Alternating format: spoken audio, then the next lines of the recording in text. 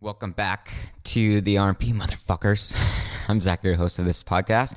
And if you want to hit me up, you can always email me at zachary@therebelminded.com or check out my newsletter on Substack at therebelminded.substack.com, where all of my content is together and free. And we are here to question the mess, make some rebel actions, and start living life on our own terms. And I want to know, how do we live life as our true selves? The self that will look into us at the end and ask us, did we do it all?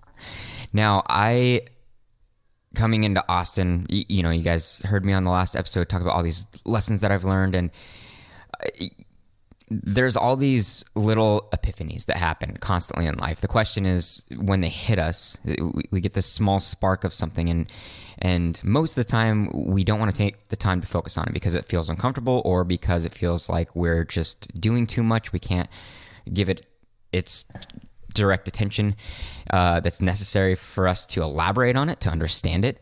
And I know I talk in a lot of a cryptic nature. I know that I talk very abstract, and this podcast and my writing is all about trying to clear that stuff up, not just for me, but if there's anybody else that thinks like I do. And what I have been going through since I was here, not just like this big major deal, but it was the biggest shadow that I have is that I don't know how to enjoy myself. I know that I am capable. I know that I am smart. I know that I, have done all these fun things. But in the background, I never really allowed myself to enjoy things without the shame of thinking that I was supposed to be doing something else. And it's guided and misguided my life in a huge way. And it's something I never really wanted to answer for, especially when I started to do content, because I thought that I was supposed to be this formal, wise leader that was, showing people the questions that they can't answer themselves. And like, I was putting so much pressure on myself to be good enough for you. And I know that doesn't necessarily mean that, I'm some sort of philosophical massive influence on anybody, but I had this pressure to do so. And so it was actually conditioning my mind to be directly that, and it was taking the joy out of the work. It was taking the joy out of me creating authentically, which is stupid because that's the exact thing that I've been trying to do, is trying to promote authenticity and trying to help people see that they can be whatever they want to be, and they don't have to be directed by the world around them. And they just have to get rid of all of the confusing consumerism things, all of the superficial, non-essential bullshit that happens in our lives as we go down these paths. And the crazy part is I think that what I'm trying to figure out for myself, at least, is that there's one big major factor that acts as an umbrella to the rest of my life, to the little things that that are priorities and preferences, whether how I go to the gym and what I do at the gym, the work that I try to do, the style, the voice, the events and hobbies and things that I do, the interactions that I have with my friends, like that's all under the umbrella. And the umbrella itself is the path. It's the trajectory. It's the mission. It's whatever you want to call it. And what I've been finding is like my greatest engine is my don't give a fuck. My attitude of living life without feeling the pressure of thinking that I have to be perfect or that I have to have like this massive prophetic message that that nobody has understood ever, and like it's this novel thing that nobody's ever done, and it's taken away my ability to it's taken away my pull, if that makes sense. It's taken, like, I've pushed myself to make all of this stuff rather than allowing my joy and my own curiosity to pull me to it. And it makes it really hard to have an obsession or to have the clarity and what's the word?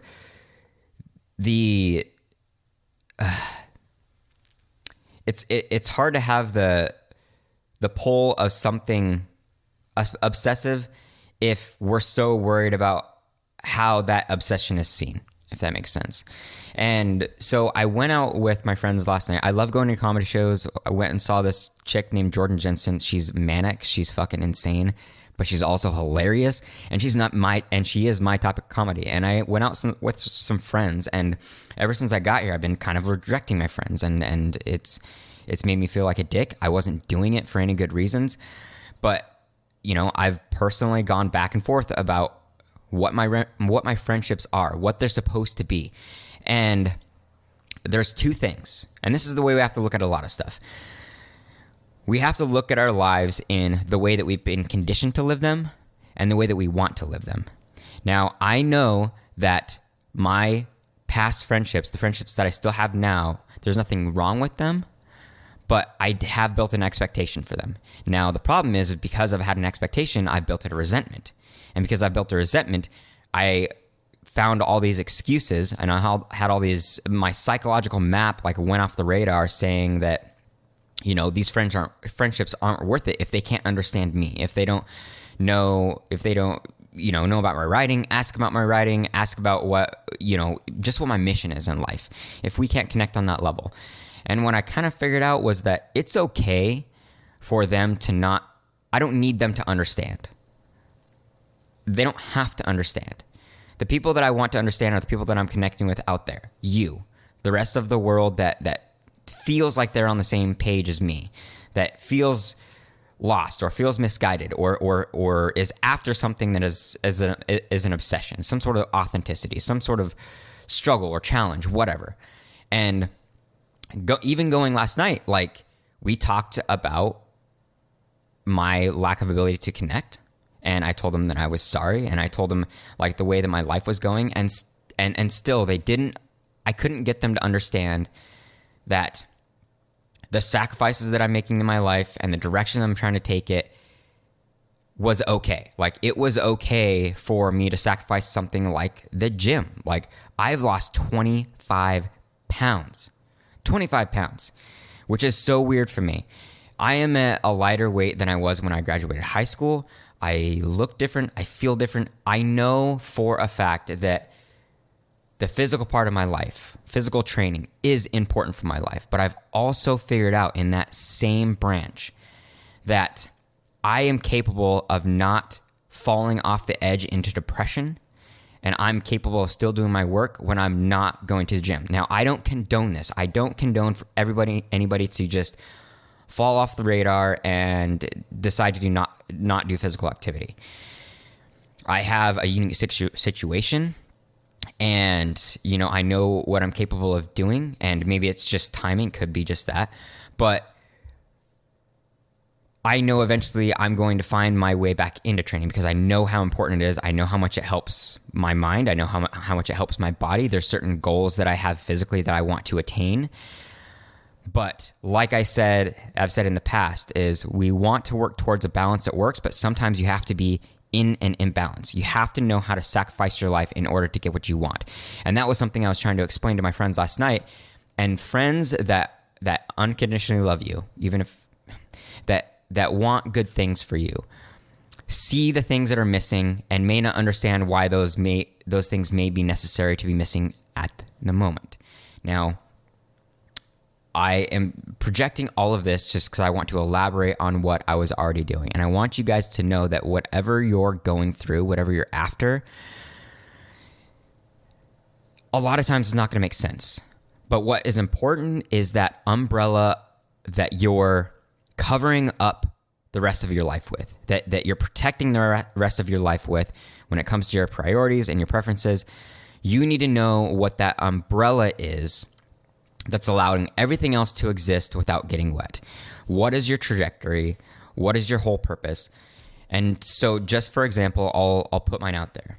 And man, this may have to be an episode all in itself just because I'm really dragging on here, but I really needed to say this, was that my umbrella is my ability to connect with people and find joy and help people find their own skepticism, their own individuality, their own confidence, their own ability to question the world.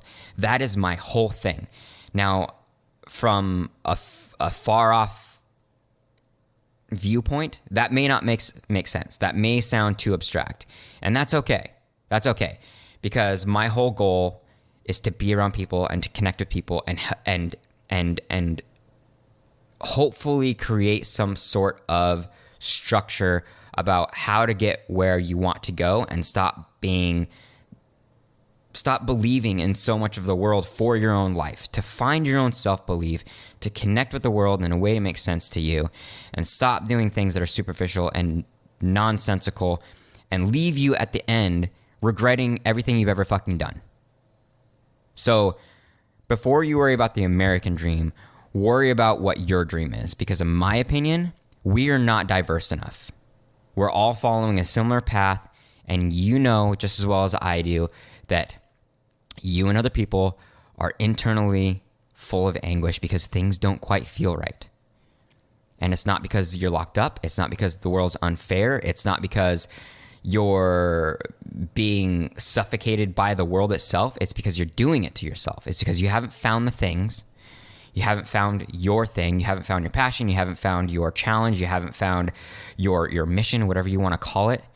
And it can be in a service. It can be in a product. It can be in a lifestyle. It doesn't fucking matter. All I want is that for you to find your guidance system, your voice, the things that create joy in you, and you know that life is a back and forth volatility between suffering and joy, satisfaction, fulfillment. But if we have that trajectory, that is going to bring out the best of us in our lives.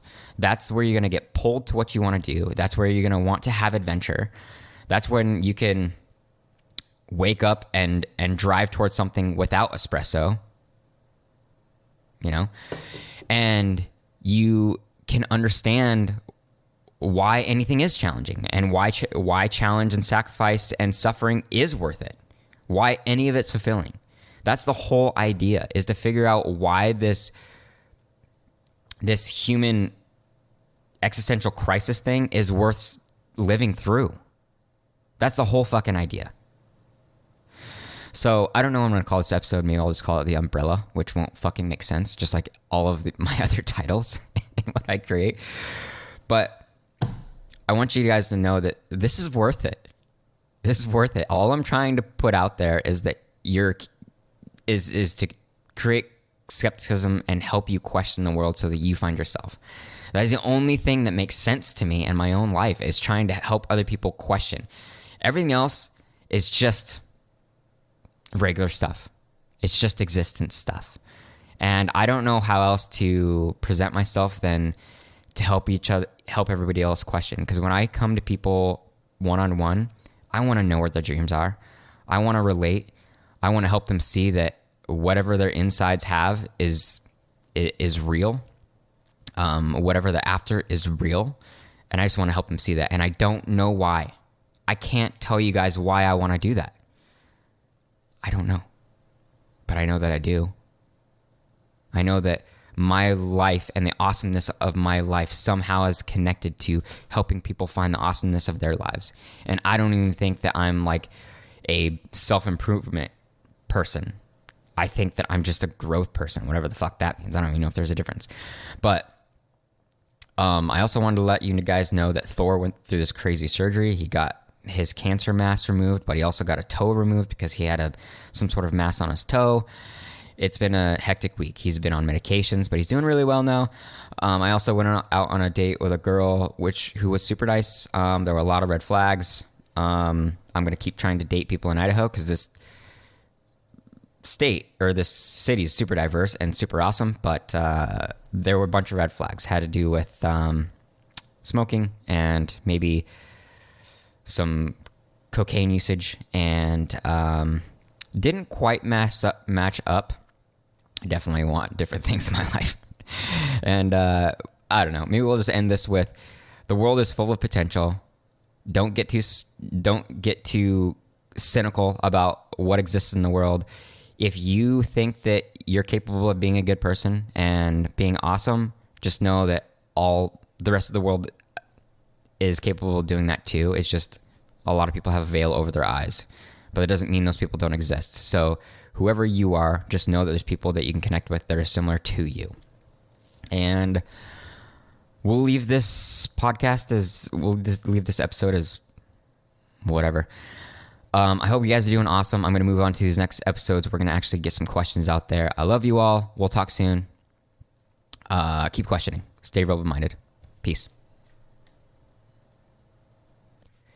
Hey guys, I hope that all things we've brought here, including the people, have helped you change the way that you see the world. And if it has, then it would help us so much if you leave a rating and a comment on iTunes or give any feedback wherever you listen to the RMP. Thank you for listening in, and don't forget to follow and subscribe. Question everything, my friends.